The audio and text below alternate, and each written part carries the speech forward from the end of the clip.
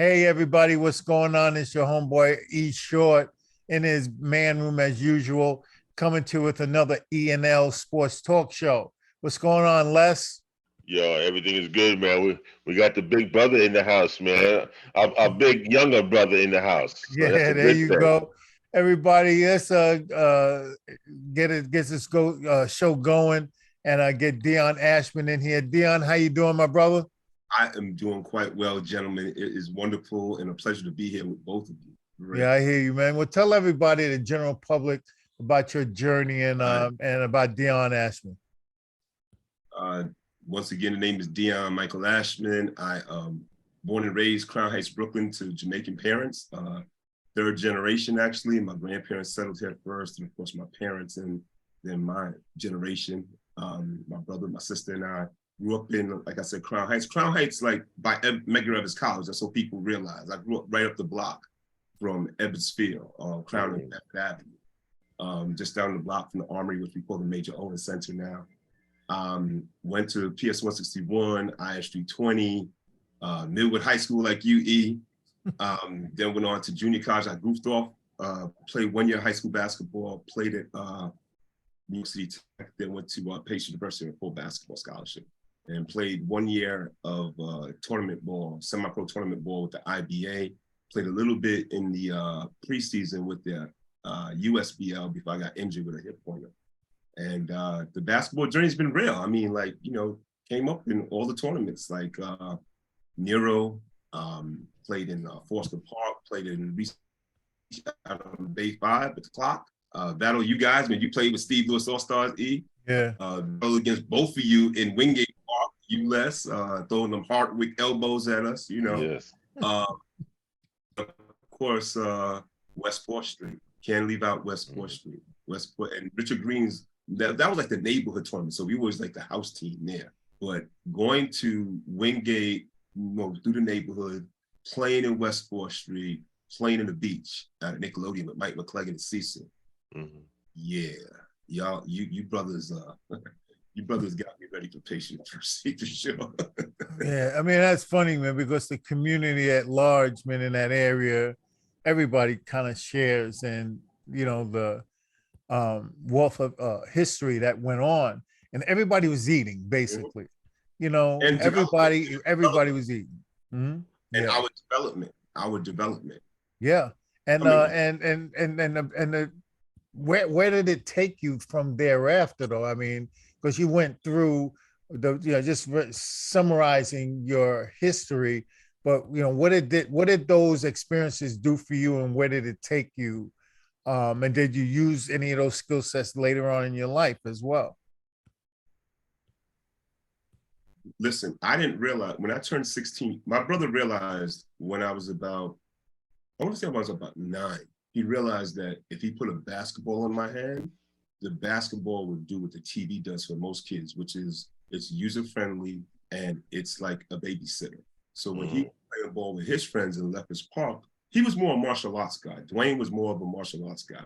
He was cool. If you remember Skeeter from Lefferts Park, he and Skeet's brother came up in the dojo with the Renee brothers, this group of 4 Haitian brothers.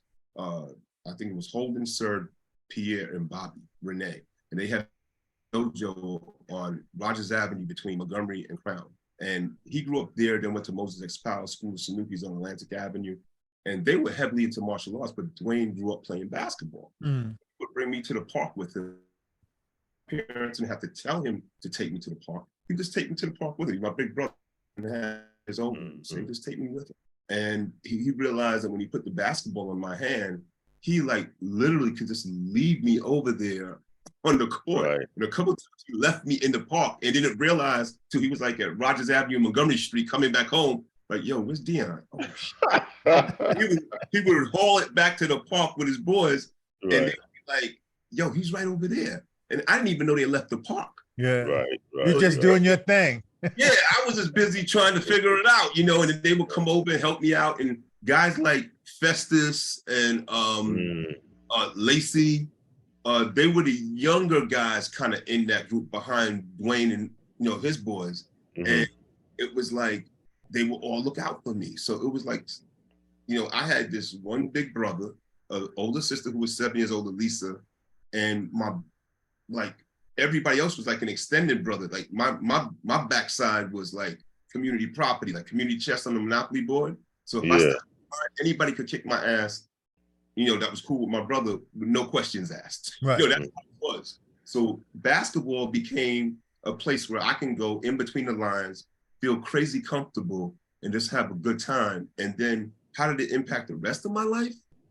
Basketball teaches you teamwork, there's socialization skills, there's different egos, it's different with different skill sets.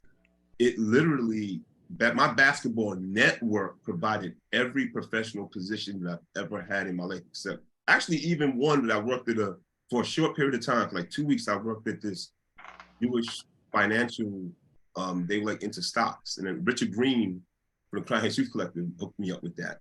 And I didn't like it. I just didn't feel comfortable in that environment. And it was racist as all get out. And at the time I was just out of college. So, and out of playing semi-football.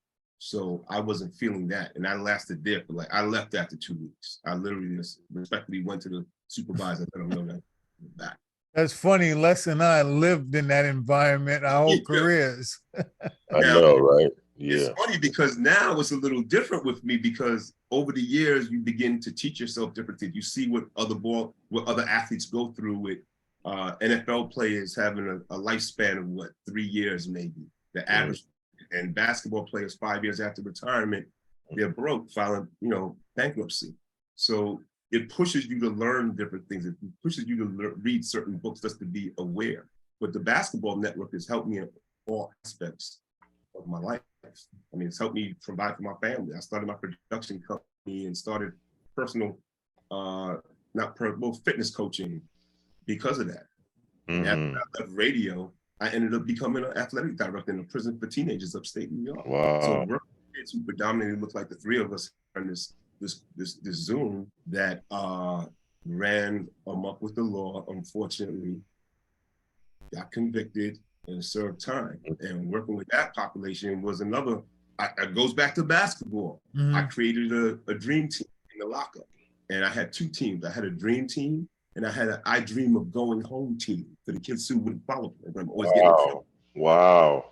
So I had 2 teams, put in the purchase request that turned into a purchase order, got uniforms for them. And I invited in teams that were club teams that we played against in the local leagues up in I was in Harlem Valley's in a town called Wingdale in Dutchess County. And we would play at the Casper Kill Country Club, which is about 28 miles away from this facility, in a town called Wappinger Falls, right next to Poughkeepsie on Route 9. I know Wappinger Falls, yeah.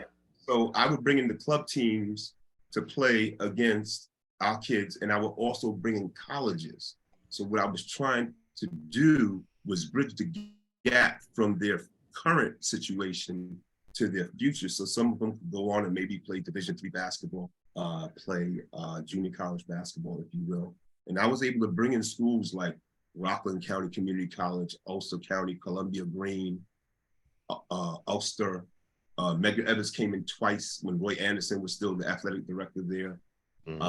Bard College in Red Hook, not Red Hook, Brooklyn, but Red Hook, New York, next to Rhinebeck. Yeah, I know the area.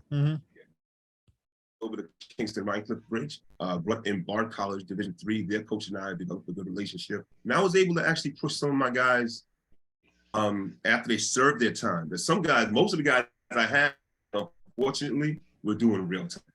They were doing real time, but they were talented. And it's crazy. None of them had ever played. Most of them had never played on a basketball team. So it's like they had to get incarcerated in order to play ball. So all the things that I learned playing against guys like you, being coached by Big Paul Black in the summer leagues, Reynolds at Bernard King's camp, stuff I learned from Bernard.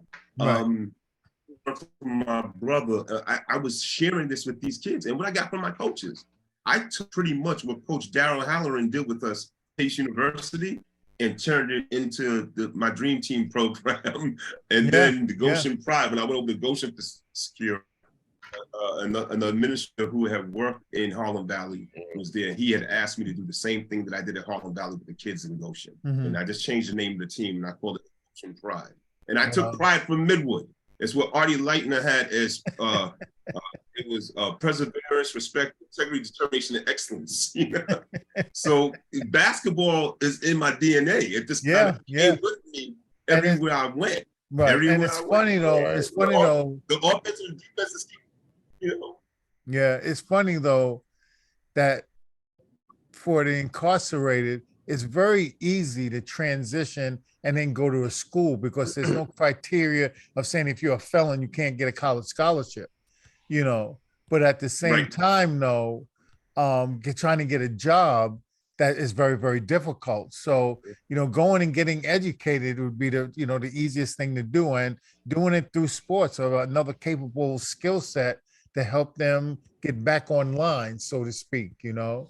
And that's great, man. That really is unbelievable, you know. And a lot of it, like you said, came from sports and also being involved in the community, you know, being involved with Richard Green and, you know, yeah, you know, and I know that growing up in Crown Heights, organizing the social.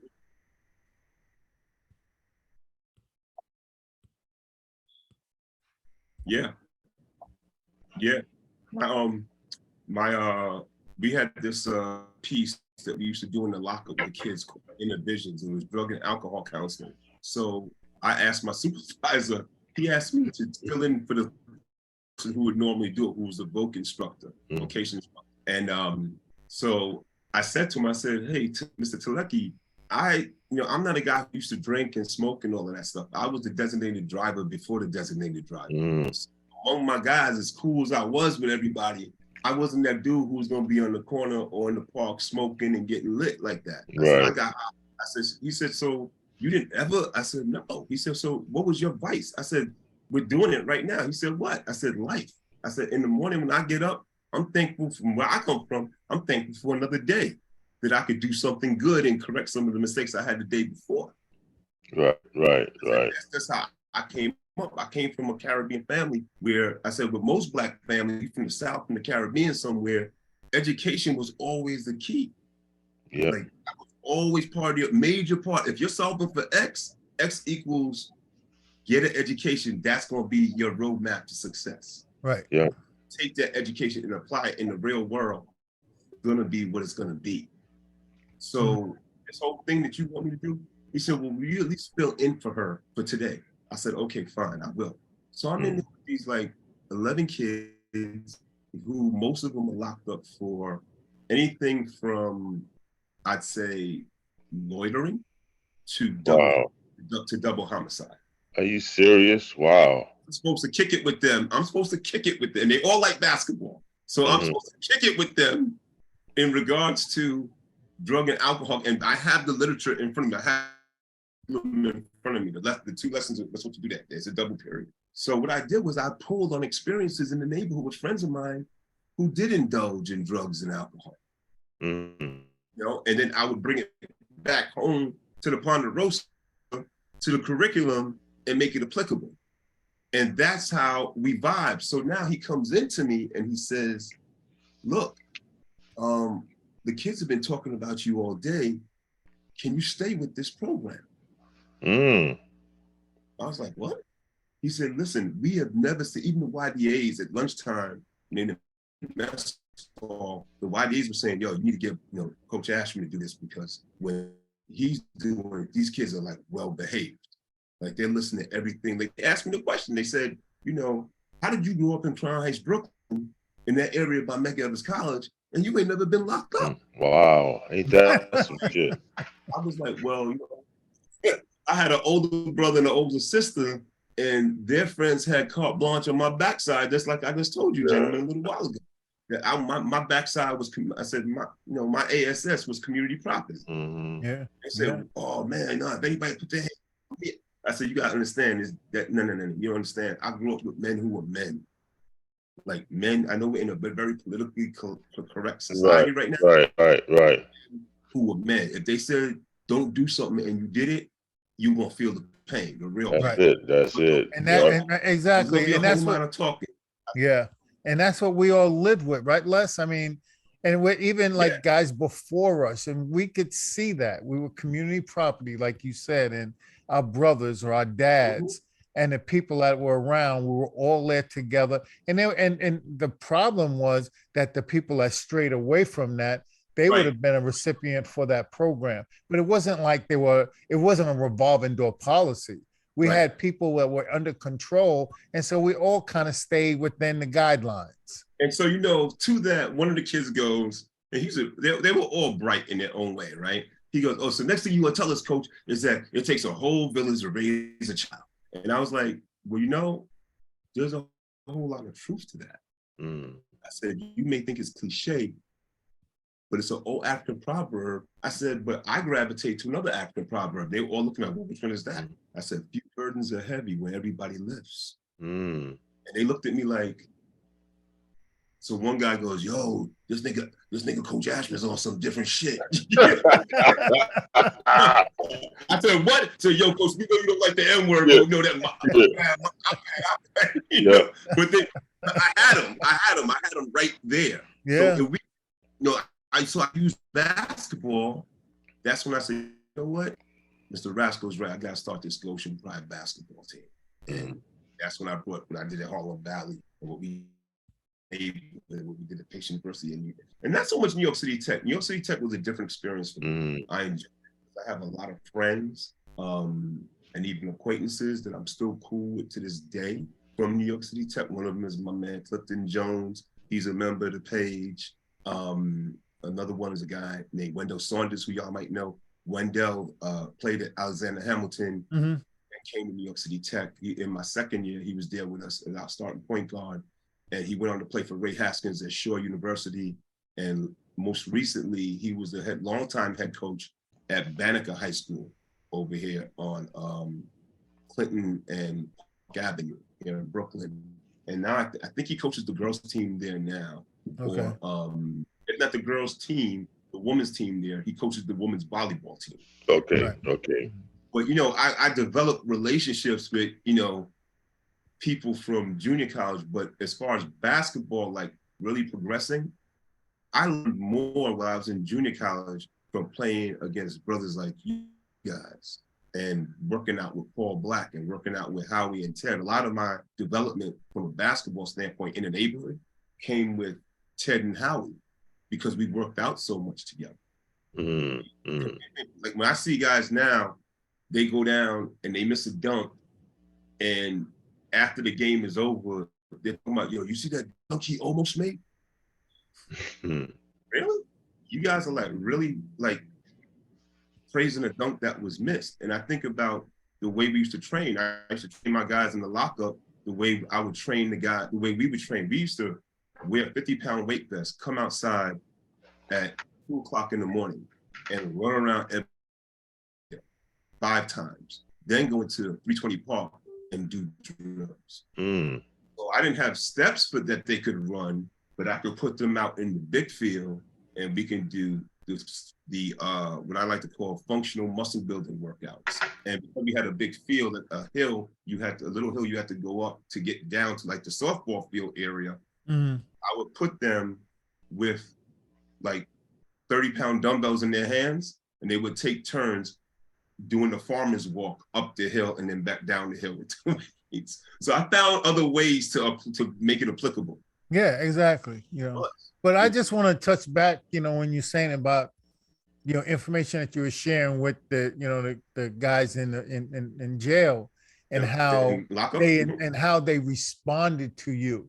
And I got to tell you this, Dion, between if Joe Schmo said the exact same things that you said, they might not have listened to them, but there was something else that you brought to the table, which was who you were. Like you get people to pay attention and respond. And so you've cultivated that skill set to help them in that manner. Whereas, like I said, they might have been hearing the same message from Joe Schmo yesterday, week before, and no response and no, change in their behavior. But they heard it from somebody. There was that spark that was there because that's what you brought with you. You gave them that as well. And that allowed them to accept the info because they don't have to accept what you're telling them. But they're accepting it, And that's what you bring to the table. And you learned that at Midwood, just to let you know. But I also got to say this: we got to watch out. But we got to watch out though, because we're sitting here talking with a Brooklyn Tech engineer. So I don't know, man. He might. We know.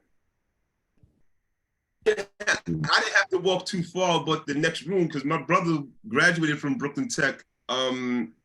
His senior year was the first year you guys were co-ed. So he's a Tech Knight. My brother, God rest his soul, he's a Tech Knight. And I grew up on a block, just so you know, crown between Bedford and Rogers, where we had altogether about a dozen people that went to Tech. Mm-hmm. From my brother to Michael Sharp to my cousin Quasi Mensah, his brothers, my cousins Roland and Gordon Taylor, Dwayne Nicholson, Paul Nicholson, Renee Matthews, who's 3 years younger than me, so you wouldn't know her. What year did you come out of Tech, Les? 77. 77. That might have been around the time of Michael Sharp. And Calvin Hicks. Kel Hicks. Yeah, I was there with Kelvin Hicks and Wayne Mackey. Yeah. So, Mike Mackey went to Midwood. God rest his soul. He's right. an ancestor. Yeah. Mm-hmm. You played, right, Eric? At Midwood? Yeah. You played with Kenny Clay? Yeah, Anthony Clay. So Kenny Clay, his little brother, Patrick, was my shooting guard. Oh, okay. You mean Anthony Clay? That was his name? I thought it was Kenny Clay. Anthony Clay. Anthony Clay. Okay. So Clay had a little brother named Patrick that played with me. Now he liked to let me go Yeah. I understand, but I got you. He could shoot. He could shoot the lights out. And I remember his brother played. So that means that Anthony Clay played at New York Tech with Cal, right? I don't know what Anthony played afterwards, though. Yeah, he went to Tech. He went because Sammy Stern was trying to get me to come out there because of my gym teacher, Mr. Pike, who was really tight with Sammy Stern, who was their coach out at New York Tech in the island. New York Technical College, not New York City Tech, downtown Brooklyn. You mean the gym teacher, Mr. Pike? Mr. Pike, yep. Yeah. Mr. Pike with the curly hair. Yeah. Looked like Robin Williams. Yes, I remember. Pike, that was Mr. Pike was the dude, man. Mr. Pike always looked out for me. Even Arbuse, you remember Arbuse, the coach of football? Mr. Arbuse, yeah. Mm-hmm. Because I wouldn't try out for football, which my parents were not going to let me play anyway, Arbuse flunked me the first semester. You remember, first semester, we always get the letter grades, right? I got flunked. I got a U in gym, and I participated every day to the max. No matter what we were playing. Floor hockey, I would participate, right? I was just that type of kid. So because I didn't come out for the football team, and I wanted to, but my mother wasn't gonna let me play, he flunked me. Mr. Pike. That was a retaliation. Well, you think that was a retaliation? Retaliation. Yeah. So I went to Mr. Pike, told him the situation was, he went to Arbuse, said, look, you can't be flunking the kid because he just want to try out for the football team. You just can't. That's just outright, you're just discriminating against the kid. Yeah. You can't. He said, and besides, he wants to play, but his mother won't let him play. So how you flunking him for something that's not even his decision? You know what I'm saying? Yeah. It's not like he's not participating. He participates, he helps everything, he helps put away equipment, all of that stuff. What are you doing? Kind of thing. But the equity I was saying that I had that I didn't know that I had, fellas, with the kids who were our residents in the lockup, is that I had to drive 80 miles each way for my commute. In the morning time, I would get up at 4, leave at 5, get there by 6:30. My shift didn't start, my tour didn't start till like pretty much 8 o'clock. I would get there, I would already have my gear on to work out. I would work out, shower, go up for the morning briefing, see what the temperature is of the facility, so to speak, the climate is, and meet with the education department, see what's what. The kids had a huge respect for the fact that I was coming from Pines, Brooklyn, every day, 5 days a week, 80 miles each way. That meant something to them when some of them were, and like I said, the majority of the kids we had looked like the three of us. Some of them came from as close as 10 minutes away in Middletown, New York. We were in Goshen at that time, But Middletown, New York, which is, there's a huge Black population, some of them came from Middletown and they couldn't get a visit from their family. They lived 10 minutes away. Wow. Here's a guy who's coming to work from 80 miles away, round trip, and then on the way home, let's see, the drive in the morning was about an hour and a half. Coming home, it could be anywhere from 2 hours to 2.5, maybe 3 hours. You don't know what you're going to hit when you get to the other side of the George Washington Bridge. Or once you get down by the city, you don't know when it comes to the Major Deegan, or it comes to the Henry Hudson, or it comes to the FDR Drive. Mhm. You don't know what you're going to hit in terms of traffic. Yeah. But the funny thing is, them kids are sitting back and they're watching and said, somebody doesn't go and do that for the wrong reasons. This guy's not traveling 80 miles Exactly. just to BS me, Not just a paycheck. Yeah, I mean, a paycheck can't be that good, but they pay attention just like anybody else. Don't discount the fact that they're capable of paying attention and seeing and making changes in their lives. They're extremely capable. They just have to believe that they can, and then they need that platform to make that change. You can't make that change with an empty plate. Plate's got to have something in it, man. Right. Some cases is jewels, some cases education, some is maybe it's a skill set that you have, but you got to get that plate with some meat and bones in there, and that's what you brought to them. So I was able to use my neighborhood equity. I was able to use the basketball equity that came out of that, and I was able to use my commuting equity, to really. And then one day I hit them with, they were calling, one day they walked in, I was very upset with them. They were calling one of our coworkers an Uncle Tom. And pretty much just because he was doing his job according to his tasks and standards. He was a stickler for the tasks and standards. So I'm sitting around the table, I'm talking to him, and I said, first of all, I don't think you all are trying to insult him.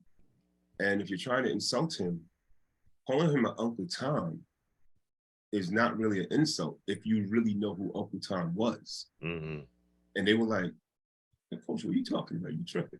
I said, I'm not. I said, who you really want to call him is a Sambo. I said, because Sambo was a sellout. Uncle Tom was actually a good person who would put, extra cotton into the bags of, the other enslaved people. He wouldn't hit Black women. He wasn't about that. And then he eventually killed his enslaver, and got his freedom, and then freed his family. And he went up to Nova Scotia, Canada, and had land and became a really good businessman. That's why you got to know the history. Yeah. Set it straight. I said, on top of that, I said, you should do some reading. If you need some help, we can do that. And that sparked a book club, that we had. Wow. Nice. So I said, you got to read the book Uncle Tom's Cabin by Harry Stone. I said, and then you will understand that Sambo was the enslaved person that followed Simon Legree, the plantation owner, across the plantation, and literally said, I'll whoop him, boss. I'll whoop him, boss. All right. That's who you think is Uncle Tom, but it's not how history got that twisted, because so about people, even those that we hold in high esteem, get that wrong. Yeah. But you got to read. That's how come reading is important. It will give you things in proper context if you read for comprehension. I said, and if you want to know who the real sellout is, you're selling yourselves out because you did something that ran them up with the law, and you lost your freedom, because enslavement is not totally abolished. If you go into your social science class with Mr. Nuara and ask him to pull up the 13th Amendment, and this is before the documentary 13th came out, before we even knew who Ava DuVernay was. This is all the way back in 2004. So I'm like, read it and you'll see the subcategory will say that there is no enslavement anymore, except in the case of due process. And what's due process? There's no more servitude except in the case of due process. Due process is when you run them up with the law and you get convicted. And then you're in prison, you give up your freedom. Yeah. Wow. Yeah. Wow.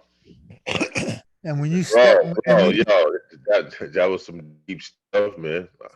And when you put yourself in that position,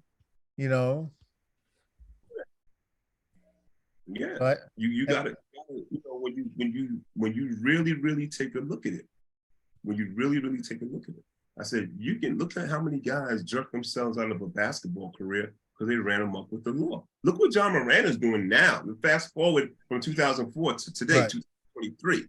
Come on, man. Look what John's doing, and all because not because he's really that way, just because he wants to have that street credibility. Right. You don't get street credibility by flossing. You get street credibility by putting in some kind of work. We put in work. The reason why we get the respect from people where we grew up is because we chose to go the way that we chose to go, and we really went that way. Right. That's we know who went the other way. They really went that other way. Yeah. And that's right. He went in that other direction. And those guys really went that way. John's just flossing.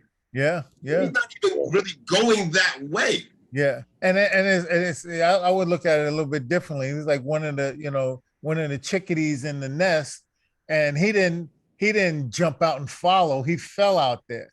And and that's why you had, like you said, the Lacey's and the Festuses that were around that kept you in line, but you learned from them. And I always use guys as an example, like Johnny Green, Joe Bond and them, because they're a little bit older than us, right? And then Lacey, that's my brother's age group. Is Lacey? That's one of the boys, and those guys, man, they kept me in line, man. Joe Bond was with my brother all the time. My brother used to live in Sales. They kept us all in line.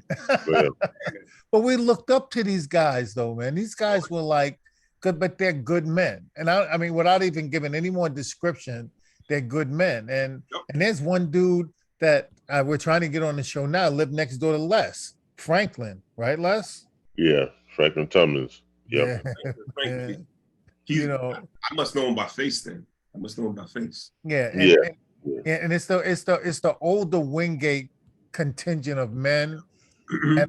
And even the gangster dudes were good guys. Yeah. And I came up like, because of where I live, I guess, crown between Bedford and Rogers, right? I'm claimed by Lefferts Park and I'm claimed by 320 Park, because a part of my life is spent in Lefferts Park almost every day. Another part of my life was spent, a big part of it was spent, mostly when I was in college, in 320 Park. But then again, my next to last year in Pace University, over the summer, I spent a lot of time because the run was still okay in Lefferts Park. Right. So, and in for Nero, I was down in Wingate Park, mostly for the tournament. I didn't really play a lot of pickup in Wingate. I really played the tournament games in Wingate. Mm-hmm. What made me go to Wingate a little bit more was if I knew we had a game coming up, just to get accustomed to the court a bit more familiar with the surrounding, I would go down there during the week and shoot around. Yeah. Well, that was at home, though, man. That's Wingate. Yeah. And Les was the commissioner. Right. That's right. Yeah. But how many years, Les? How many years was that for you as the commissioner? Like 4 years during the Nero tournament. Yeah. And player commissioner. Yeah. Like Mr. the Bill Russell of Wingate. Well, I got two short stories to tell you that you get a kick out. One is about you, Eric. Paul Black. Unless, do you remember Paul Black? Yeah. Mm-hmm. Big Paul, about your complexion. Actually, y'all look like y'all could be related, to be honest. Yeah, right. Yeah. Paul used to always tell me when I was 16, come on, Dion, get some arc on the set. You got to shoot like Eric Short. Yeah. What the fuck is Eric Short? And I said, oh, Eric, Well, yeah, man. Because I knew who you were because of Millwood High School. Right. Patrick Clay used to talk about you and his brother and Mike Mackey. And there was who was the other guy that played, I think, a little bit before you got, or maybe y'all crossed. Craig Smoke, was it? Yeah, Craig was before, right. Yeah, Craig was before you guys. Yeah, Patrick used to talk about Craig Smoke. So I'm like, okay, cool. And now Paul is talking about, like, who is this guy, Eric Short? And I said, oh, Eric Short. Remember, Eric the okay, got it. LIU, Millwood, all right, got it. Right, and you, Les, Paul used to always talk about this big guy, Les Miller. I went for offensive rebound, and you did something a lot of guys didn't do. You boxed me out. Mm. But the way you boxed me out, your arms went up like this, and your elbow caught me right in the chest. Paul called timeout, and because y'all went down and scored. I mean, yeah, y'all went down and scored because I was trying to get an offensive rebound, and he looked at me, Dion, you know who fucking Les Miller is now? No, that's funny. That's funny. He sound like, he used to talk and sound like Gil Reynolds. Yeah. Oh man, you know who Big Les is now? It's like, I said, it's funny because when I know who he is. when you master a skill set like that, when you're younger, the older you get, it gets so easy to do it, and it's just a natural thing. And that's, I mean, I grew up with this guy, man, like kindergarten, basically. So just knowing the people that taught us and the people that taught you, and through that whole thing, it's also part of that village. Those people gave us skill sets in certain things, and it was cross-reference. That's why Paul had that opinion of us, and we might have had an opinion of somebody else. And it's like it's a intertwined, like cell structure. All of us, and we all impacted each other in such a way. And plus, you add on the years. When we're talking 50 years ago, that is unmatched by anything that I can think of in society. Is the New York, Brooklyn, whatever you want to call it, that camaraderie that exists. There's nothing in our society that, other than a fraternity or sorority, that holds true to this. Nothing. But basketball that's the reason I'm a member of Alpha Phi Alpha fraternity, right? Incorporated. First recognized fraternity for undergraduate Black men, right? We're not technically the first because there was a iota group, not to be confused with the iotas that are there now, that are the brown and gold. That was there was an iota group prior to them in 1903 that was on the campus of Indiana University, same Indiana where Bobby Knight would coach, right? Okay. And they don't get the credit that they should get, actually, because after all of their members that were in school at the time graduated, they didn't stay with it. Alpha came about in fall of 1906 and quickly went from a social group to a study group to a fraternity in a period of about 8 weeks. In the fall of 1906. The same year that the Armory here at Bedford and Union opened up was the year Alpha started up on the campus of Cornell University in New York. And so the movement was real. The movement was real, and they had to stay in power. They were about it, and they connected with different African symbols to help identify the fraternity, and they're the only one that does that. So, but you talked about mastering skill set, right, Eric? When I signed my letter of intent to go to Pace University, Richard Green was Paul Black, who were like extensions of my big brother, and very tight with him. Richard let Mr. Nero know. Mr. Nero had just happened to pop by the collective one day because, he was always, he was, that neighborhood. I don't say mentor, I say Jegna. Jegna is the term, the African and the Ethiopian term for that person who's like a counselor that helps guide you. Mentor actually has a negative stigma attached to it that has to do with abuse of Ulysses' son by Mentor when he went off to the Trojan War. So I stay away from that. But he let Nero know that, hey, Dion just signed. He decided he's going to go to university. Mr. called dad and said, look, Donald, if Dion is going to be home later on, let him know that I want to stop by and tell him to put on a pair of slacks, a nice pair of shoes, and a nice shirt. I want to take him somewhere. So when I got home from my workout, dad let me know. I said, really? I said, okay. I was like, Mr. Nero could have just called me, at that point in my life, he just called me directly, right? On the other line, so in the house, right? So my mother had a business line and my father had like the regular landline for the house, but we also use my mother's line as like our line for my brother and my sister. So, but he called dad, spoke to dad, and dad relayed the message to me. So I got dressed, and Mr. Nero, like clockwork, showed up. He said to be ready at 6 o'clock. No, 7 o'clock, I'm sorry. And he picked me up in that, what was that red, the red vehicle he had, that red sedan that he had. And we drove to Flatbush and Myrtle. There was a place called Studio 243. Okay. It was a night spot that was above what used to be an Oldsmobile dealer, right there in the corner of Myrtle and Flatbush and Myrtle Extension. And he took me in, we sat down, he ordered some barbecue chicken, some, collard greens, mac and cheese, and candied yams. And we had a tall glass of cranberry juice, right? We both ate the same thing.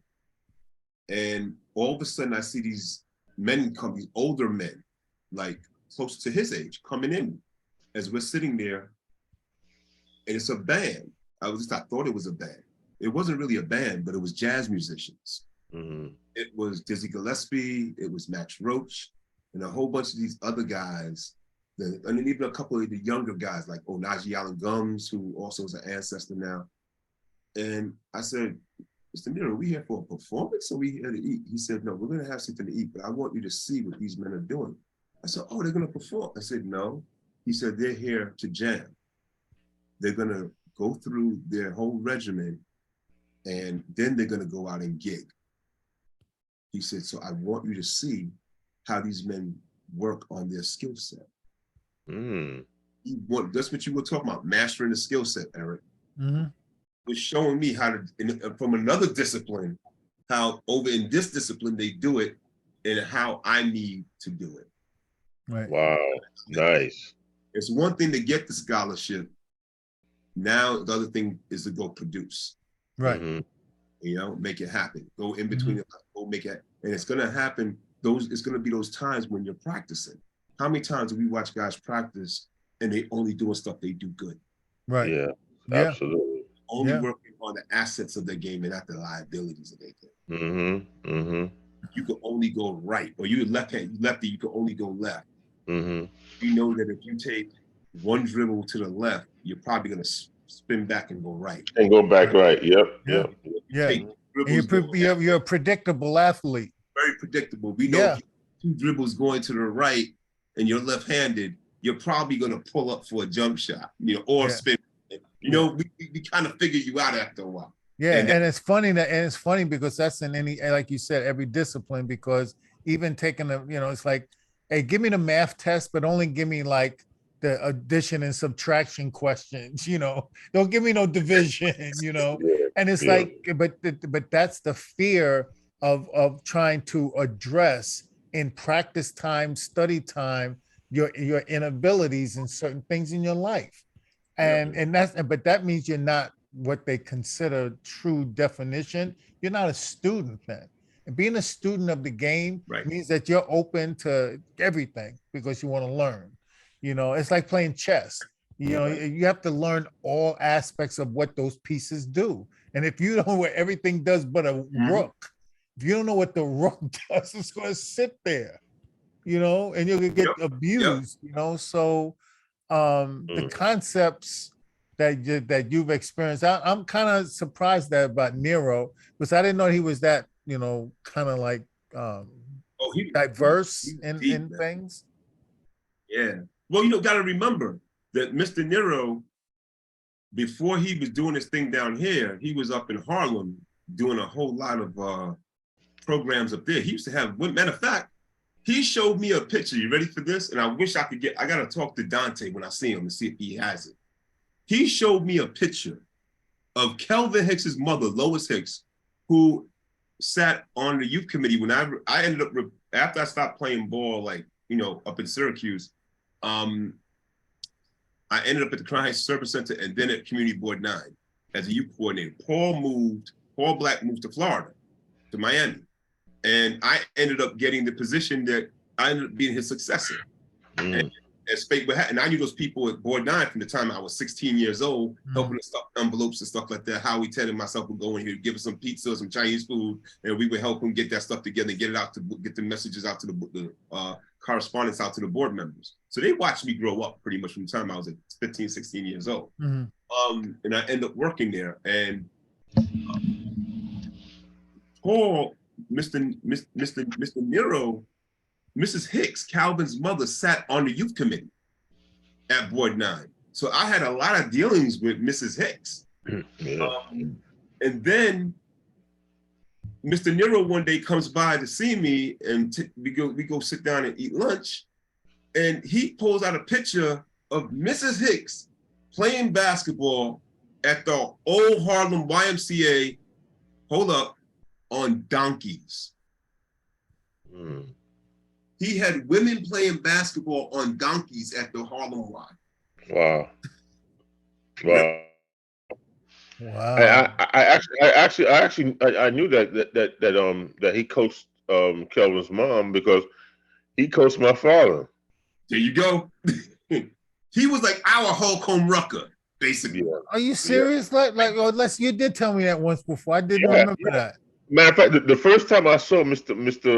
Nero, right, I was in Wall Bounds. Remember, Wall Bounds was across from Ebbets Field? Yes, that's right. Avenue. Right. So I'm in there one day, and he looks at me and said, "Hey, you play basketball?" I said, "Yeah, you know." He said, "Well, I got this tournament at that time. We're doing over at 320." Yep. And he said, "So what's your name?" I said, Leslie Miller. And he said, "Oh." He said, "Who's your father?" I said, "Ernest Miller." He said, "I used to coach your father." I said, "Get the fuck out of here." Nero. Yep, he's like that. He was just. I met Mr. Nero in 6th grade. I was walking into the park in the morning for school, and I was palming the basketball in 6th grade. I was palming the ball. You know, the rubber outdoor Spalding basketballs. Right. I was palming the ball, but I was walking like as if I was walking with the ball, like how I would just walk with the bottle in my hand. Like I was palming, like it was no big deal. It looked like I was palming it and showing everybody I could palm the ball. I was just walking with the ball, my bag over my shoulder, and I'm walking with the ball, just walking, and I'm palming it, not holding it. And he was like, "Young man, can you do that with a real basketball?" I said, "What do you mean, sir?" He said, "Can you palm like a real basketball?" I was like, "I think so. I mean, I always palm a basketball." And he said, "Okay, you get out at what, 3 o'clock?" I said, "Yeah." He said, "Okay, meet me right here after school." So he had a McGregor X10L, and I palmed it. That man never let me out of his sights after that. Never let me out of his sights after that. Yeah, Mr. Nero. Yeah, Mr. Nero was Nero was a special guy, man. I mean, I've met him, man. Like you said, 320 in his tournaments, and ever since then but that's when you meet the people in the community. Back then, there were people there like Chris West and those guys, Joe Bond, and in the older contingent. So and then you have the circle becomes bigger and bigger and bigger and bigger. You know, then he starts doing stuff in Wingate. So, but you never know that. I didn't know the man. That's my point, you know. And yeah. And he was, and then Richard Green kind of took over when he moved everything down to Wingate, and Richard Green took over at 320, and Richard just kind of adopted me. And then Richard didn't realize that I was Dwayne's brother, Big Dwayne from Crown Street's little brother. And it made it even, more of a synergy. Yeah, and then when I got to high school, I would get off the bus, the 49. I was the first 2 years of high school, well, first year and a half of high school, I took the 49 and got off at Farragut and Flatbush. I would come back on the 49 and get off at the corner of Crown Street and Washington Avenue, right by what was St. Ignatius Church. And then I would go to the pool because my brother ran the pool at Medgar Evans. We ran the aquatics program.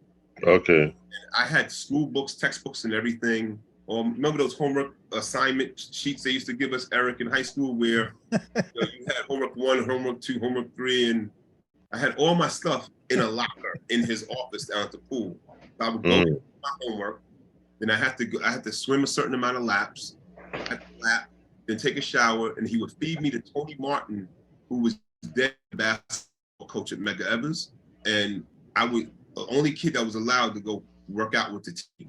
So I was, even though I wasn't allowed to play high school basketball at the time, I was still basketball in because I was with Tony, I was the guys on the team. They pretty much fed me to, that's when he had like Brian Mariner and Bo Keene, Divine, all them guys that, you know, came from Brownsville, Queens, and, you know, some other guys from Brooklyn. And them guys used to just beat up on me, man. Beat up. And Stan Lowman used to work, God rest his soul. Big yeah, Stan. Yeah. Worked me out, man. So I'm still trying to get over you saying St. Ignatius, Les. yeah, St. Ignatius. Yeah. St. Ignatius. I mean, Mr. Riley, are you all familiar with Tom Riley? Probably if I seen him. Probably if I seen him. Tom Riley is a white Irish dude who was a school teacher at IS 320 that lives like 5 houses away from me. He knew my parents. He knew my parents before they even conceived me. My parents moved here in '62. He got here in '55, the year the Dodgers won the World Series at Ebbets Field. And my brother grew up playing. My brother, he used to run the program at St. Ignatius in the hall where they would play ball. Like Tony Burrell, Jeff Sinkler, Miguel, Lou Asness, Roddy Hill, my brother Dwayne Ashman, Joe Murphy. All these guys used to play right up here. All those guys that played at Lafayette, they all used to play up here at the hall because Mr. Riley would have them there on Sunday evenings at 7 o'clock. And myself and Tony Burrell's brother, Mike Burrell, we were the only 2 guys, young guys, that were allowed to come in and watch the big guys play. Wow. Okay. Good old Tony to Burrell. Play on Saturday mornings. Tony Burrell, yeah. Matter of fact, Tony played at LIU with you guys, right? No, Tony, but he went to school there. He didn't play. Okay. He wasn't playing. He went to school there. His brother and Mike and I, we became tight from 3rd grade, and we used to play on Saturday mornings. And those big guys that would play on Sunday night, Sunday evening, they would rep our games. And we were shirts and skins back then. If you didn't want to lose because you were skins next week in that cold gym. Yeah, right. With wool socks on. With wool socks on, drop it to your ankles. Okay. Yeah. That's how we came up. Right. Saturday morning, this neighborhood for us was St. Ignatius, get up, have a little something to eat, St. Ignatius, back home, Fat Albert and the Cosby Kids, a little bit of football, clean up, eat dinner, skating rink with the bigger kids on the block, you know, to look out for you. And then that evening, you know, that was Saturday. And sometimes the bowling alley. And we'd be in the bowl because some of the guys were in the Bedford Bowling Alley Junior League. Bedford Bowl. Yeah, Bedford Bowl. Yeah. Those of us who didn't bowl, we would go watch our friends that did bowl and play pinball. Go figure that, pinball, right? Yeah. We didn't age, but I was playing pinball. Right. And watch the basketball games at the lunch counter. If you had $2 or $3, you felt like you were rich. You get a burger and some fries and a little Coke, and watch the game on the black and white TV that Pops used to have up there, perched up there. Yeah. But yo, I want to switch something up, man. I want to ask you about your Jamaican heritage, man. Yes. Tell me about that, man. All right. So my mom and dad, dad comes from St. Elizabeth. Mom comes from the parish of St. Mary. Dad came here on a student visa in about 48.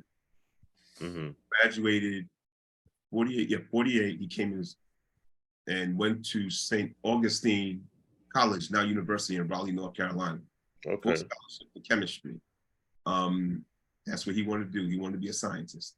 And he became a scientist. He graduated, pledged Alpha and everything. That's something that, by the way, that's something that all the Black guys did back then, is that they saw it as a way to unify. It didn't matter if you were Black and grew up down south, or Black grew up north, or Black came from the Caribbean, Panama, or one of the countries on the African continent.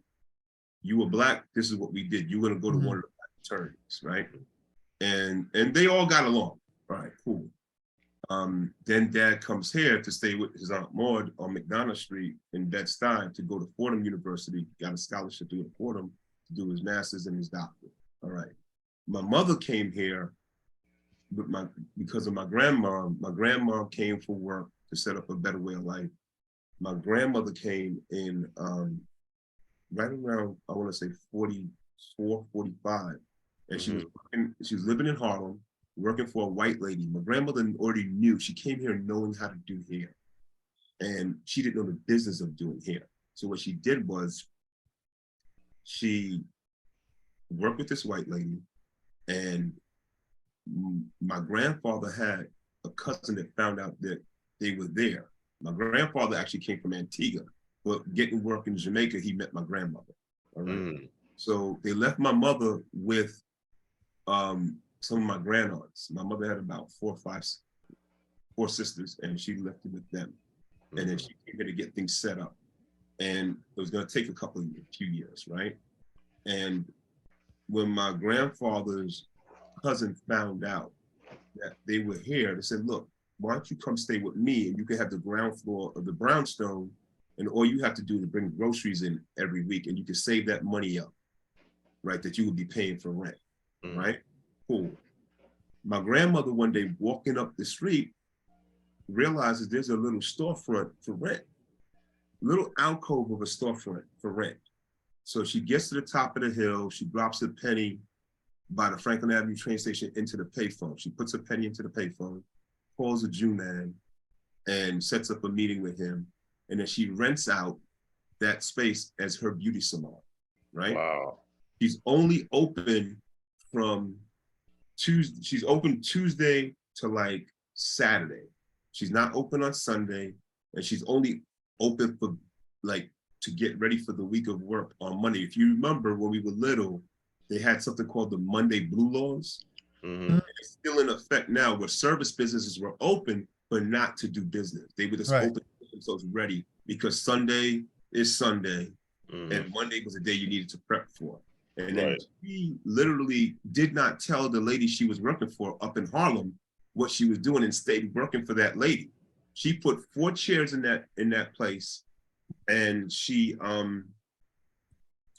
put 4 chairs in there, and 1, 2, 3 was she rented out, and the 4th chair was hers. And she was there from like 5 o'clock to 8 o'clock, and the other women were there from like about 8 o'clock to roughly about 5 o'clock. And then on the weekend, she would only work from 10 to 2 in her own spot. And then she saved up enough money, $6,000, and bought the brownstone on Park Place, where my sister lives right now. Wow. $6,000. Wow. Right? Growing up, as my parents met at like my grandmother's parlor floor, that ground floor that you walk in on with the kitchen and leads to the backyard, that would be the spot that everybody would congregate at every Friday and Saturday after they closed down shop. The women would cook the food, the men would bring all the drinks, whether it's soft drinks, liquor, whatever. If you wanted to smoke, you can have a smoke, but you got to go out in the backyard. There's no smoking in the front of the house. There's no smoking in the house. You go outside.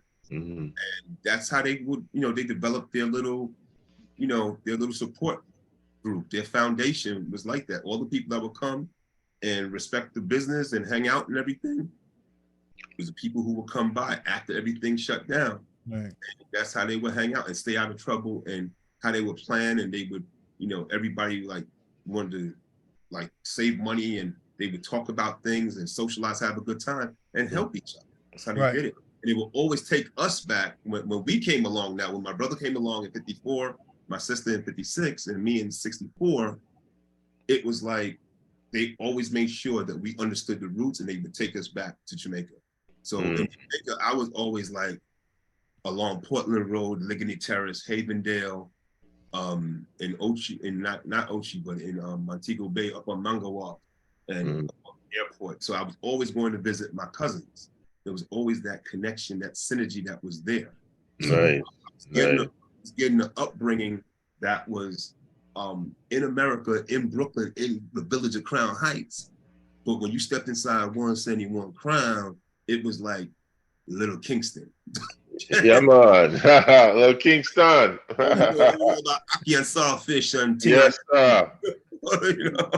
Yeah, man. So it was I mean, my dad, he knew, because of his work that he did and his research that he did in biochemistry, he knew about concussion syndrome. That's why they wouldn't let me play football. Once you play football, yeah. We called it getting our bell rung. Mm-hmm. right? Or you got a stinger, right? Mm-hmm. We didn't know that it was like if you had a ball in this water and you shake it up, that's what was happening to your head, but you got blocked, At whatever age. At whatever Whatever age. age. Yeah. And that's funny thing, man. I remember this is a long time ago, man. I went out for a football team at Grace Church on Bedford and like Maple Less. That's where Grace was, right? And that's where we used to practice. I don't know where I can't remember where I got my helmet and stuff from, but somebody ran across the middle, caught the ball. I tagged him tagged him. He went down. And after that, he wasn't moving. And I started crying, man. I took my helmet off, the shoulder pads, and I left. And I never saw the helmet or the shoulder pads ever again. And I quit because it's like I hurt somebody, man. And so that sport, you have to be in acceptance to knowing that you could hurt a person, possibly. Right. And they say a kid at 8 years old, when he's hit by a kid that's 8 years old, it's the same level of impact that the body has to go through as when Lawrence Taylor is hitting another professional football player. Mm-hmm. The measurement of the impact and everything when it comes to sports science is equal of a pressure and response to the body as it would be if a professional hit a kid and hit a person. And that child cannot sustain that hit. That's why the NFL would always not let underclassmen go to the NFL because they wanted their bodies to develop to assumingly handle it better. But that was a smoke screen, because guys are getting hurt. The only person I really remember growing up that went to the NFL early, I mean, there was several of them, but the one that stands out to most, you're probably gonna laugh when I say it, but it was Herschel Walker, left in his sophomore year from Georgia. Yeah. That's the only person I can remember. But he was a physical specimen. So right, exactly. And they accepted that as him being a specimen. Now look at him now. I don't know. Yeah, he's still a physical specimen of a different kind. Yeah, exactly. He's still a physical specimen. Okay. Yeah. And but the impacts were having an impact on his brain. And and it's sad. And you even look at anybody, Mike Tyson, boxers, you get constantly hit in the head. I mean, what do you think is going to happen? I'm not really sure. If you don't understand, then you shouldn't be allowed to play the sport in the first place. I don't care how good you are. If you think your body you could be a skydiver and experience landing without the parachute opening, you're only going to have that issue once. Because you're going to be done thereafter. And but E, man, I seen you dunk a few people, man, that was kind of like, damn, that's like a big. I see you dunk a few people, E, that's like, okay, my man just got a total hit to the head, man. Yeah, and maybe that was a concussion as well, Yeah, exactly. But our sport, Les, is not. It's not as physical as people would think it is. I mean, there is contact, but when you're playing it the right way and being very physical, the things you do I don't think that they hurt players, because you should be capable of handling that kind of contact. I could be wrong. No, you'll tell me. I disagree, though, man. I disagree, man. I think our sport is even more physical because there's no protection and it's man on man, right? But you still gotta respect the game. Okay. The fact is that you don't want to hit nobody. Anything above the neck is out of bounds. Anything below the waist is out of bounds. Anything in between is fair game. So, D, when you said I hit you in the chest, that's fair game, man. You know what I mean? All you did was box me out. I just wasn't prepared for it. Yeah, exactly, man. But to me, man, when I'm in my best games, man, if nobody hit me during the game, man, it's like I didn't even play. Right.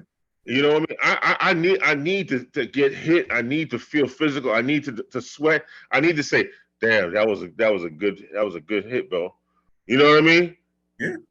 Yeah. I mean, even now I'll be 59 in July, right?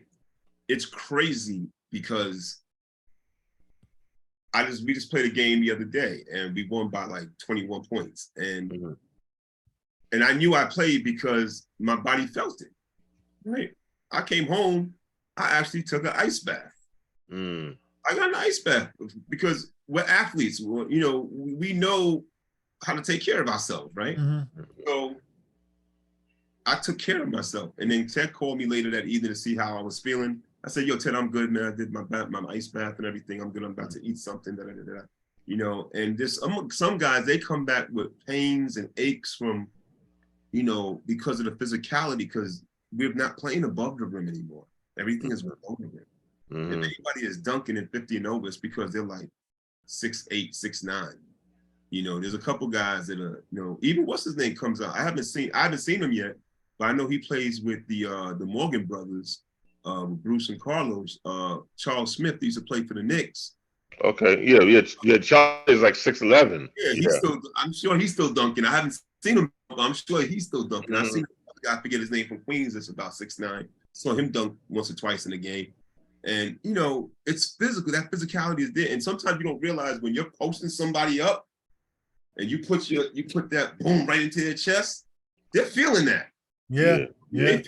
Especially when they go home and they clean up and they go to sleep and they get up the next morning. Right. Yeah, and plus, they're feeling that every time down the court. Having aches all over your body, places you never had before. Yeah. Because in playing the game, you have to be able to tolerate it as well. It's like you can't react to having that elbow at your chest. You have to deal with that punishment that you're dealing with. But that's what makes the game what it is. That's that, you know, and like let's say war of the game. Either. Yeah. You know, and there's the other aspects of just the running, you know, and I'm not that banging guy, man. I'm the guy that's moving. I'm moving around. So your legs wear out on you, man. And that's when, you know, you default yourself, man. You know, but and I'm surprised you know, you said Carlos and Bruce are still playing. Oh yeah, matter of fact, I'm gonna call Cliff a little bit after we do this because Cliff is not playing. Cliff is like coaching over in like Paraguay and some other places through the NBA, right? And I texted him already because I said, I asked Bruce when I was leaving, he was coming in for his game, and Los came in a little bit after him. And I said, yo, Bruce, what's good, man? How you guys doing? You know, what's up with how's Cliff doing? Because Cliff was up when we sorry, Eric, but when we bumped you guys our first year in Nickelodeon, when you were with Steve Lewis, and we bumped you guys in the playoffs to go to the championship and we lost to Flatbush, on that team with us. Yeah, I know. Cliff was part of that team with us. Thanks for reminding me that.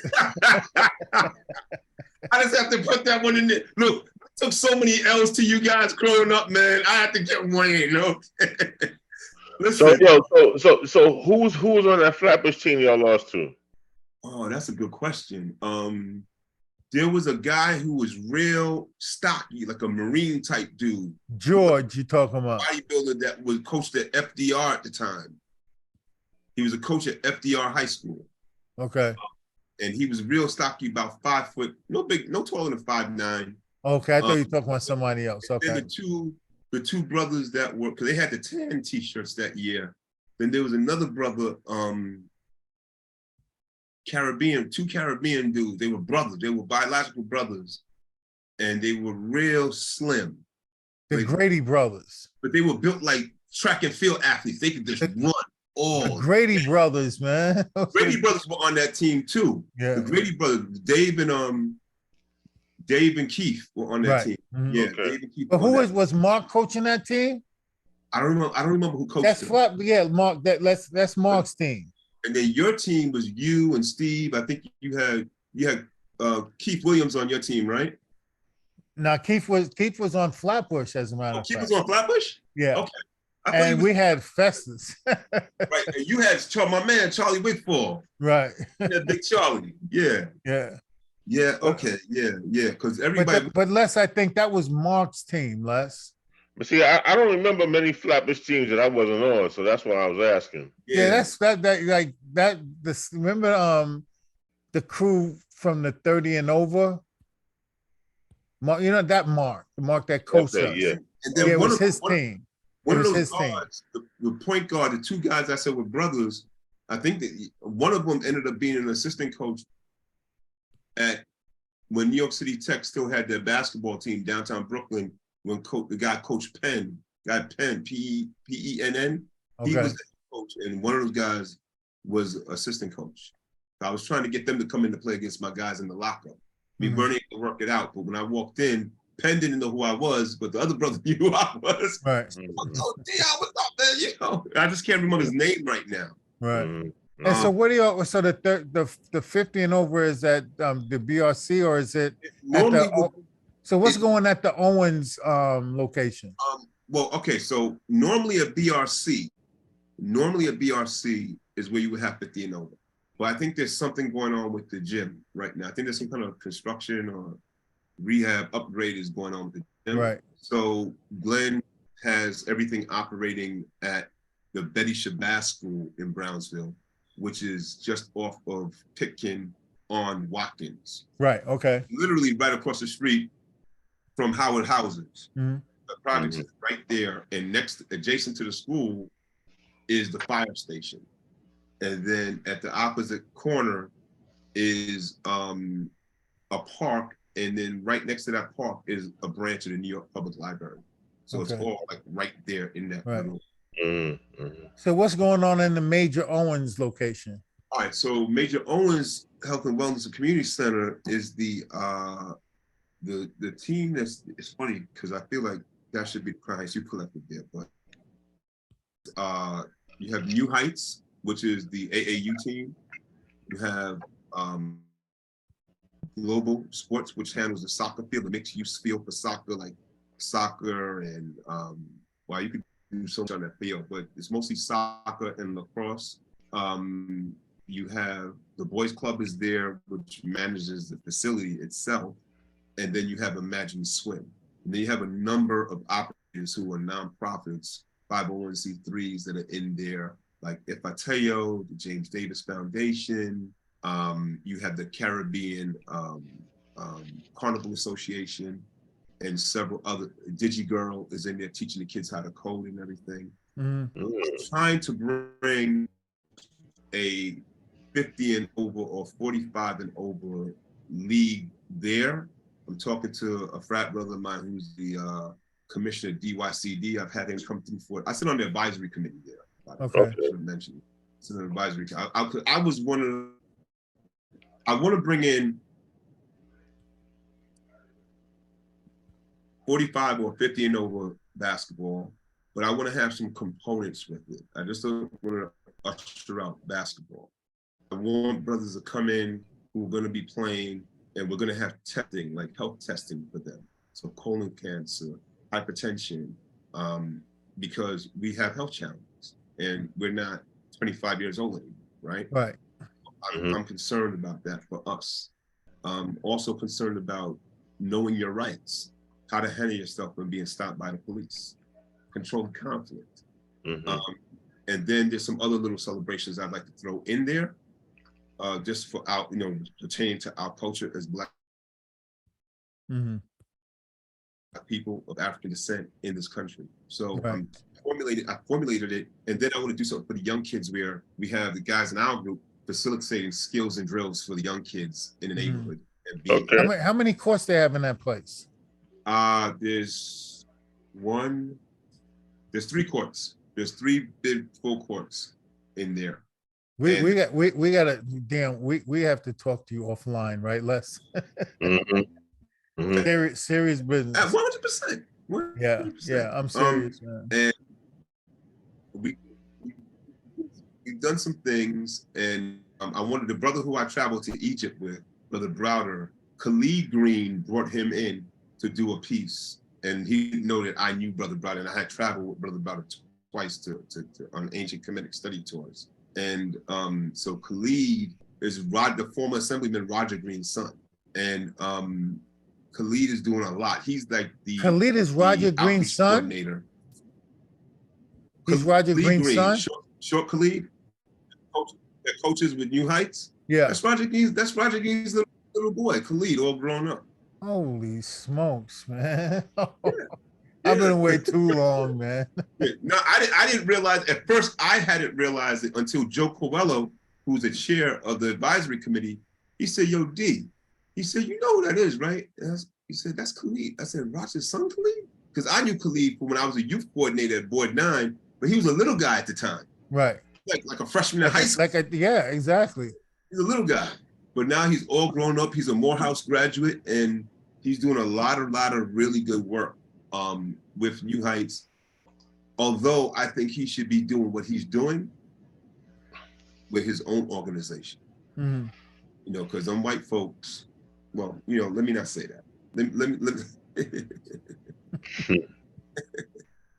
my Pan-Africanist views are about to come out. So I'm gonna bring out my eraser. Let me erase that. And it was funny because we all have Caribbean roots. Pan-Africanism came out of the Caribbean, came out of Trinidad and Barbados and Jamaica. So, you know, everybody talks about Malcolm and everybody talks about Marcus Garvey, but you got to go back before them to people like Robert Love and people like sir. Harrison, who literally laid the groundwork for somebody to be motivated like a Marcus Garvey. Yeah. Mm-hmm. So the beginnings are never what they claim to be because people leave out pertinent things and and the shoulders that people stand on, they didn't just magically start just out of the clear blue. There's shoulders and shoulders and shoulders and shoulders. Yep. You know, and if you disregard that and in a total sense, it messes up the history of it all. You take away the power of the history of it all. And speaking, and to that point, I would not be here talking to you guys, right? Chopping it up like this. I wouldn't have played against you guys. I wouldn't have played at New York City Tech or University if it was, and at Midwood High School, my senior year, that's it, if it wasn't for my Uncle Howard, like I have mentioned to you before, Eric. If it wasn't for Uncle Howard, I stand on his shoulders when it comes to basketball, because he was the basketball coach. He's the only person whose opinion my father respected. And that was only because Uncle Howie had played scholarship ball at Virginia Union in the 50s, all right? Go figure. A man whose family came from Jamaica in the Caribbean, played on scholarship at Virginia as a point guard, and would go on to coach basketball, coach Old Boys High to city championships, and then become the athletic director of BMCC. One day he just called himself coming over to visit his cousin and his cousin-in-law, my mother, and sees me outside playing. You know how you used to play taps on the sidewalk with your friends and pass the basketball? He saw me out there and he saw me dribbling the ball a little bit, and he comes inside, he says, hey, Donald, what's Dion doing with that basketball? Is he playing for his high school? Isn't he at Midwood High School? Is he playing? My dad's like, oh, that boy is crazy. He's not gonna, you know, he's not gonna do a schoolwork. You know, he needs to focus on this. Well, if he keeps a C+ average or a B average or something like that, let him play. I'll hook him up with basketball camp. Let him go. And my mother kind of jumped in, surprisingly, and she jumped in because normally mom and dad were like a tag team. Right. And she said, you know what? Let's try this. I think Howie has a point. Let's try this. So Uncle Howie, unbeknownst to me, because I'm outside. Yes. Major props to Uncle Howie, Boys High legend, coaching legend, you know. And I went to Carnesecca Sarachek for a week, and then I went for another week. Lou Carnesecca's camp with Red Sarachek, that used to own Circle Sports and coach Yeshiva University. And I did well, playing with guys like Chris Mullen, playing with Michael Riley, Roger McCready, you know, a few others, that whole Zavarian and St. Francis prep family. And I was kind of independent because all those guys knew they grew up in camp together. And this time, Chris Mullen's little brother, Terrence, was like a little ankle biter. You know, he was like in grade school at the time, you know? And they would have me come back as a camper for several years in a row. And it was this really maturation process for me. And it just started, and that's when Artie Leitner, I told you, Artie was gonna let me try out. Artie was not gonna let me try out because no senior at that time had ever made the team. No senior had ever made the team at that point in Midwood. And Artie, that wasn't why he was gonna not let me, that wasn't why he was like pull me out the gym, well, pull me off the court. he said, listen, he used to call me Hollywood because I was picking up my afro. And he said, Hollywood, I can't let you try out. I said, Coach, why not? He said, well, you come down every year and after 2 or 3 weeks, you disappear. And I was like, okay, can we step outside in front of the gym? I got to tell you something. So I told him the reason why I wasn't like following up after 2 or 3 weeks from freshman, sophomore, and junior year was because I was sneaking to come to practice because my father and mother wouldn't let me play. And after 2 or 3 weeks, after the first week, like that was cool. But once I got into like the second week, I started getting my behind whooped. Yeah. Dad did not relate. Dad did not believe, my father did not believe in spare the rod and spoil the child. Yep. So I was getting my behind whooped. And let me tell you something, the longest walk is to get a piece of bush from the backyard for your own behind. Wow. So Dad, I'm having flashbacks. Dad was not having it. So he said, so wait a minute. He said, you're here now. What's different? I said, well, I went to basketball camp. They said I could play. You know, my uncle came over, had a conversation when he saw me with the basketball in front of the house, everything I just told you, gentlemen. And they agreed to let me go to camp. If I fared well at camp, you know, they would let me try for the team, and I fared well. And he said, well, what camp did we go to? And I told him, he said, what? And he said, wait a minute, who's your uncle? I said, well, he coached high school boys, the old boys high, and did very well as a coach. He said, I said, yeah, my uncle Howie. He said, Howie? Boys, Howie Jones is your uncle? I said, well, technically he's my cousin, but he's like my dad's age group, so I don't respect him. Right, exactly. Yep. That's that Jamaican stuff, man. Yeah, absolutely. Auntie Tay and Uncle Joe, you know. So so I tried out, and by the time we got to the start of the season, I was starting. Now I wasn't much of a high school player because I was trying to mix that whole street thing with the whole fundamental. My game developed after New York Tech when I got Pace University and Coach Halloran. I was on scholarship now, and also trained with Howie and Ted over the summer. Playing in tournaments against you guys. That Paul exposed me like greatly to basketball. Paul Mitchell.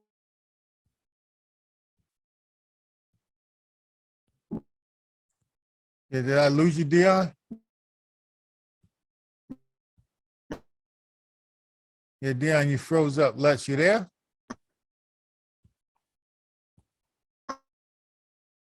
Both of you guys are froze. Coach Paul, hey, my scholarship to Pace University.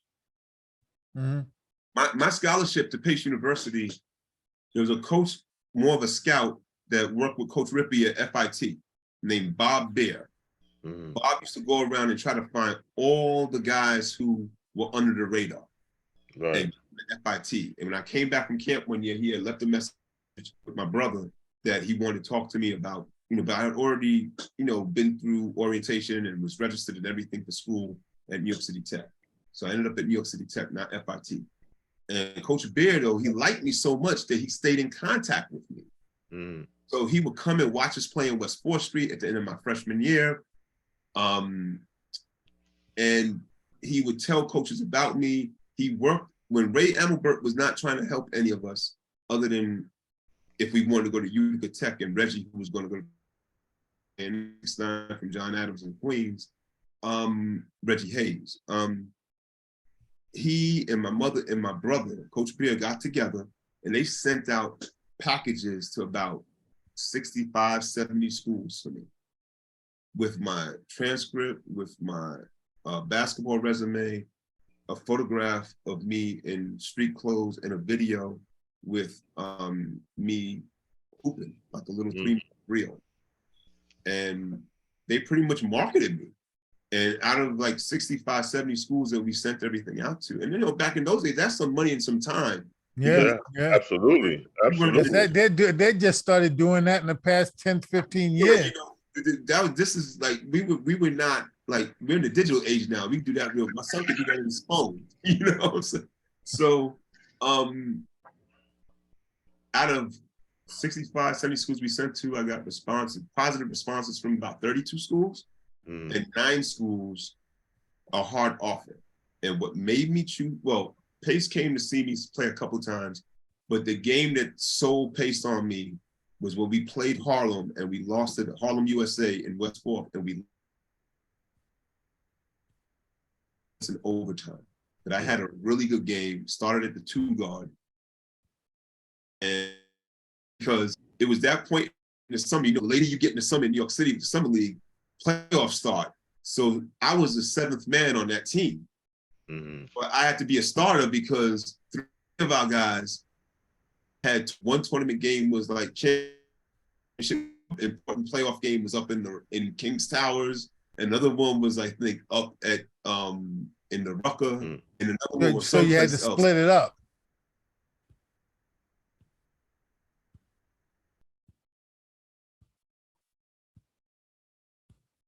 Did you freeze up again? So I was like, hey, cool, I'm good. And Coach Halloran, God rest his soul, came to see me play with the assistant coach, Coach Byrne. And I had a really good game, and we went at it. And I was guarding Mario Ellie. And at the time, Mario was just, I think, finishing up or going into his senior year at American International. And here's a kicker. I didn't know Mario was Haitian. Yes. And his brother played on that team too, right?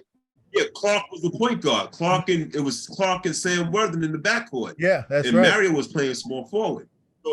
So they come up the court, and Clark says something to Mario in Creole. He's like, Mario, yo, Vini Palo. I'm like, oh shit, Haitian? Yo, Mario went back door, caught the alley-oop, banged that shit backwards, and the whole fence and the hoop went like this. And I was like, oh man. So I was mad. I said, give me the ball. I said, D, chill. I said, give me the ball. So I got the ball, went back, crossed them up, back 3 points, you know? But it wasn't the same as him dunking backwards, going back door on me. Yeah. It just wasn't the same. It wasn't the Mario same. was a beast at West 4th Street, man. Crazy. They had another dude that was like my height, an inch taller than me. His real name, I think, was Charles, fair complexion brother. They called him Conan.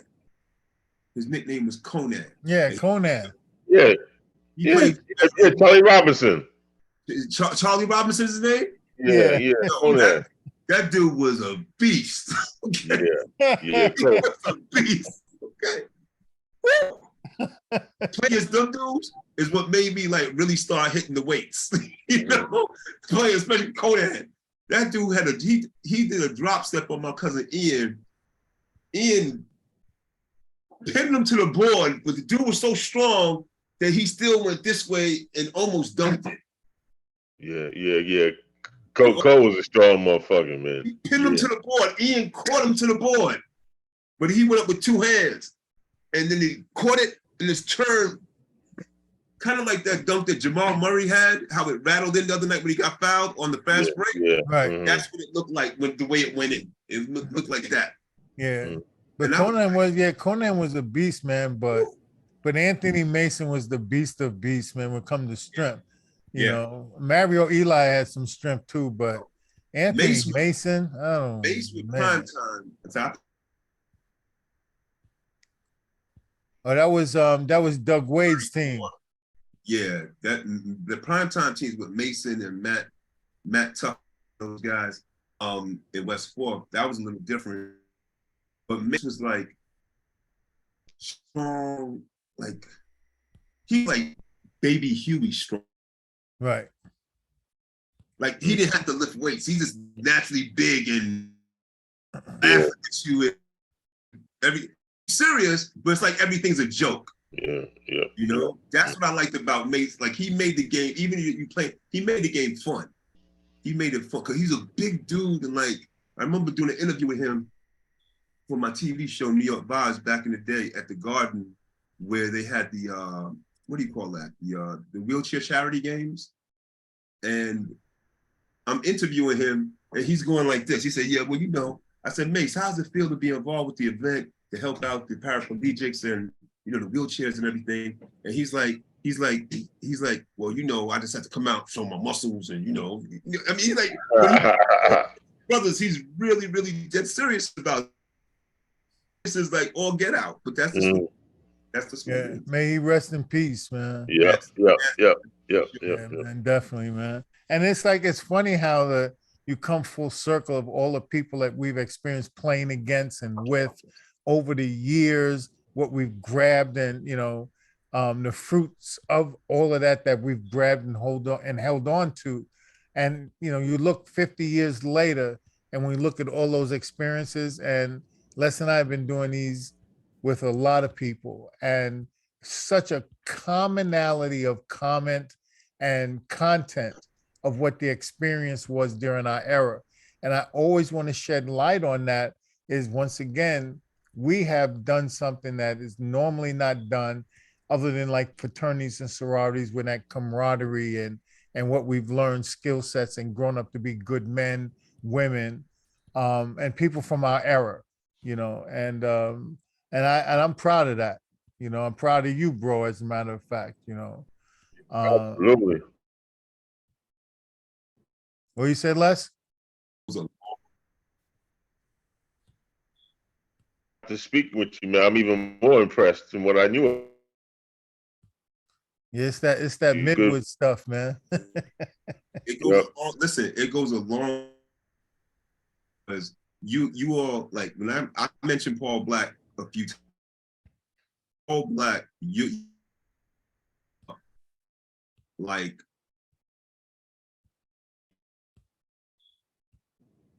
you with just your size and presence in the middle, less than how you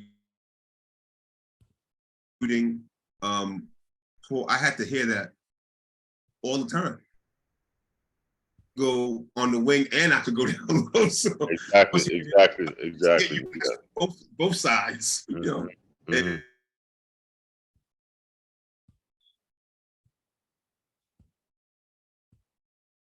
Yo, did we lose you, Dion? No, I'm here. He's there. He's there. I got to applaud you guys for doing what you're doing, and also work, Eric, that y'all have done also with Ball Side Middle and Rick Booth. It's a fraternity. It really is. Mm-hmm. And what you're doing here with this is not easy. It makes it seem like it comes easy, like the fabric of your character. However, it's planning, it's scheduling, it's knowing who you're interviewing. Mm-hmm. It, believe me, as you said before, I have experience with the broadcast world. Yes, TV and radio, independent radio, and also in the LIB and BLS and doing television with New York Vibes. Mm. It is. I commend you guys and then you have families too. So Yeah. Sure. This is like another child in the family. Mm-hmm. Yeah. Well, I'm gonna tell you something, bro. We can tell that you've done this before because you are. Yeah. It's been a pleasure for sure. Yeah, definitely. And for me, this is pretty easy because the content is a comfort zone. I'm a subject matter expert on that era. So before, after, and I have respect for the history. Mm-hmm. So between all of those things, I mean, and that's the key, having respect for the history and let you speak to who you are. I could come and do this show and speak to who I think you are, but I'd rather you I want to know what you think of yourself within the realm of your experiences. And there's no better teacher or interviewer than you speaking on who you are, mm-hmm. And then let everybody make their own judgment, but and then in this case, it's fairly simple, to go through this process and have a forum for everybody to speak. And I'm glad to be able to do it. Once again, I thank you all for having me here. It's interesting when I'm normally the one doing the interviews, not talking about myself. So. Yeah. It's kind of like when you're accustomed to driving all the time and you get to sit in the passenger seat. I definitely understand. Yep. Yep. Yeah. Yeah. It's a good feel. It's a good feel. And we definitely need to catch up, like offline, like he said, and talk about some other things that you want. Yeah, Oh, absolutely. without a doubt. Yeah. So with that Yeah. being said, I'd like to just thank you once again, Dion, for being on the show. It definitely was a pleasure speaking with you and sharing your experiences. You got anything to add with that, Les? No, man, yo, I love you even more now, brother. That's all I can say, man. I want to get you guys connected to Paul Black. That's what I want to do. I think we definitely need to do Paul Black. Yeah, definitely. Yeah, definitely. To connect up with Paul Black. Also, I think when I talked to Cliff Morgan, I don't know if he knows that you all are doing this. Cliff would probably be a really good interview because he'll take you on the international piece. Okay. Yes. Yeah. That'll be and nice. Cliff has been doing things, and that's when, yeah, I'm glad you said that because Cliff is one of the people that are on that list that people have no idea what experiences that he has had in the basketball world in his career. They have no idea. And he has had major impacts, internationally. And just so you know, that tournament's just so you know, I coming out of Pace, right? Well, first of all, going to Pace, my father didn't believe I was going to get a basketball scholarship. Just didn't, because old school Jamaican educated, all of that stuff. Time to sign, when I signed the letter of intent and everything, he literally said to me, he said, "Look," he said, "Coach, you're saying that you're gonna like pay for everything, and my wife and I pay for anything?" Because back when I was in City University, it was $512 per semester for a full course load. Right. So going to Pace University was going to be a lot more money, but they were paying for it. Like,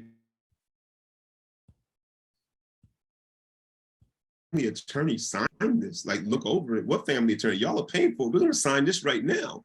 And we're not, let's get this. As the kids would say now, let's get the bag right now, right?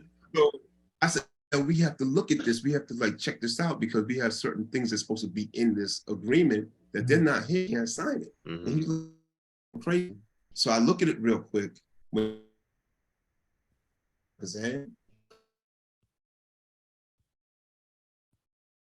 Done. Right. Dad really had nothing to do with it. He didn't think none of this was happening. He thought we were just all spinning our wheels, right? Right. Okay. So I look at it, and in the third page, fourth down, there is no dialogue there that says that they're going to keep me on scholarship after my eligibility is absorbed. And that was a key thing for me. Coming out of New York City with an associate degree, I needed 60 college credits for my associate degree, and I had 60 was only going to accept 49 of my credits out of 60. If I would have went to Brooklyn College, which is where my father wanted me to go, because I was with Mark Ryan, the late Mark Ryan, they accepted everything because it's still the City University. But I didn't want to go. I mean, I love Keith Brady, I love Dave, I love Joe Healy, Kurt Clark, all of those. I love those guys. They were playing out of position every night. I knew if I went to plus you would have been going to college right across the street from where you went to high school. I mean, listen, I would have loved to play. Listen, if they were 6'10", 6'10", 6'10" across the front line, I would have loved to have gone to Midwood. They were playing out of, to Brooklyn College. They were playing out of position every night. I wanted to play in my position. I wanted a chance to, I said, Dad, you go to college to get a good education, to get socially adjusted, and to win some games and have fun. College, I'm gonna lose like 25. We're gonna lose 25 games. Yeah, that's tough. That's tough. I know what Pace has coming in, and so when I pointed out to Coach that clause wasn't it was what I was calling a deal point wasn't there. Coach said, you know what, Dion, we'll get this fixed for you, and you can pick it up tomorrow. So on the way home, we had taken a train into Lower Manhattan that day. But riding on the train, and my father, old school, he don't apologize for anything. He looks at me and says, boy, how did you know to ask about that? And I said, well, Dad, if you think at 2 o'clock in the morning, I'm working out with my boys, I'm hanging with a bunch of and goofing off. I said, but when we have these games, we are playing with guys who are older than us. Some of them play in the NBA, some of them play overseas, and they actually school us on the business of being a student athlete. Right. Tell us what to look for. And knowing that a couple of us are coming out of junior college and they know that I'm getting an associate degree, they said, make sure that they are going to keep you on scholarship until you graduate. Make sure that is written in. Don't let them verbally give you an agreement.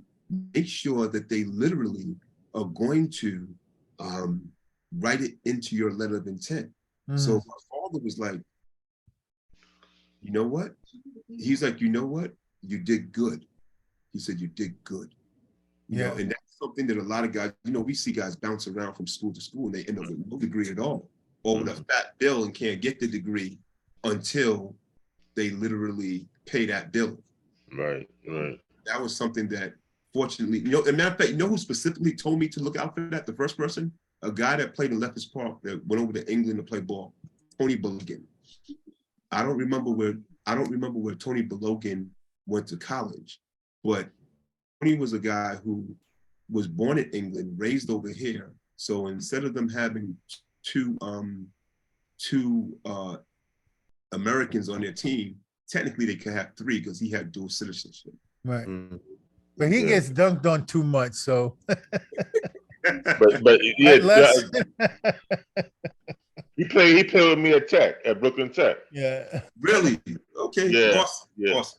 Yeah, man. That's another story though that I'll tell you offline. Okay. That motherfucker. Okay. But brothers, thank you again, man. Thank you for having me. I appreciate it. Continue doing what you're doing with this. It's much needed. I mean, we have too many guys that are out there pontificating and all of that don't even know the game. Right. I'm not gonna say any names, but some of them, like, you know, y'all know what I'm talking about, certain cable networks. Absolutely. Like they used to play ball and they didn't play ball. Right. You guys, you know, I know. Y'all look. And the impressions and the information that we're sharing is on facts and not on, you know, television ratings. You know, so.